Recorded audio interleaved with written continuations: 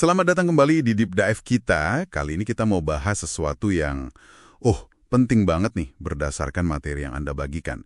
Soal mahalnya ongkos jadi anggota DPR di Indonesia. Betul. Ini kan sering jadi isu ya, karena biaya tinggi ini ya gimana ya, kayak jadi tembok besar buat orang biasa yang mungkin pengen wakilin suara kita semua di parlemen.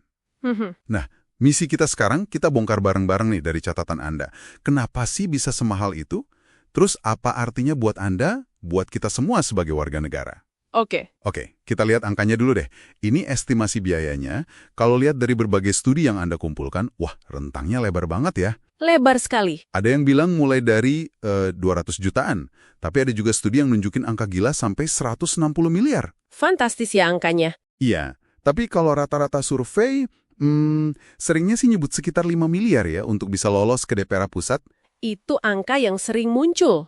Walaupun perkiraan pemerintah sendiri kayaknya lebih rendah ya. Mungkin 200 juta buat DPRD, terus 1 miliar gitu untuk DPR pusat. Iya, ada perbedaan persepsi angka di situ. Tapi intinya sama aja sih. Ini bukan biaya kecil sama sekali. Jelas bukan. Nah, pertanyaannya kan kenapa bisa segitu mahal? Materi Anda ini nunjuk beberapa faktor utama nih. Pertama, ya jelas biaya logistik kampanye. Itu masif. Oh iya? Bayangin aja ongkos buat cetak poster, baliho yang gede-gede itu, iklan di media, belum lagi medsos sekarang, terus menggerakkan tim relawan. Skalanya besar. Itu pasti makan biaya ya? Banget. Kedua, ini yang sering juga disebut, biaya buat saksi. Saksi di tiap TPS. Ah, iya. Jumlah TPS di satu dapil itu kan ribuan. Jadi bayangin aja, honor dan logistik buat saksi ini, bisa bengkak banget untuk mastiin suara aman gitu. Nah, soal saksi ini menarik. Kadang kita nggak kebayang ya skalanya sampai segitu. Betul. Terus, sumber Anda juga nyebut soal praktik politik uang ya. Yang katanya, susah banget diberantas itu. Nah, itu dia. Meskipun ilegal, ini disebut masih jadi tantangan. Dan ya jelas, ini nambah beban biaya lagi, seringnya nggak terduga. Jadi ada biaya tak terlihat gitu ya? Bisa dibilang begitu. Termasuk juga kadang ada yang namanya ongkos informal. Ongkos informal. Maksudnya gimana tuh? Ya ini bisa macam-macam. Kadang terkait persaingan di internal partai sendiri. Misalnya buat dapat nomor urut calon yang dianggap bagus atau strategis. Oh, oke. Jadi persaingan internal pun ada biayanya ya? Bisa jadi ada. Mas semua ini kan numpuk jadi satu, biayanya jadi selangit. Dan dampaknya ini, seperti yang materi Anda garis bawahi, serius banget loh. Terutama buat orang biasa seperti Anda. Yang paling kelihatan ya, ini jadi kayak saringan. Orang-orang non-elit yang mungkin pintar, punya kapasitas, tapi modalnya pas-pasan, ya susah mau ikut main. Kesiaringan di awal jadinya. Betul. Akibatnya apa? Ya parlemen kita risikonya didominasi sama kalangan yang itu-itu aja, yang punya modal besar. Elit ekonomi. Representasinya jadi kurang beragam ya? Bisa jadi begitu. Terus lagi, ada tekanan balik modal. Ini disebut juga di materi Anda. Kan udah keluar duit banyak banget nih. Pasti ada pikiran ke sana. Nah, tekanan ini dikaitkan sama potensi korupsi yang lebih tinggi. Mau nggak mau kan ada dorongan buat nutup biaya kampanye itu. Itu psikologis yang muncul. Bahkan katanya, idealisme calon yang tadinya murni pun bisa jadi kompromi. Karena mungkin harus nurutin maunya penyandang dana besar. Ada semacam utang budi politik gitu. Betul. Relasi kuasa antara calon dan donatur itu jadi penting.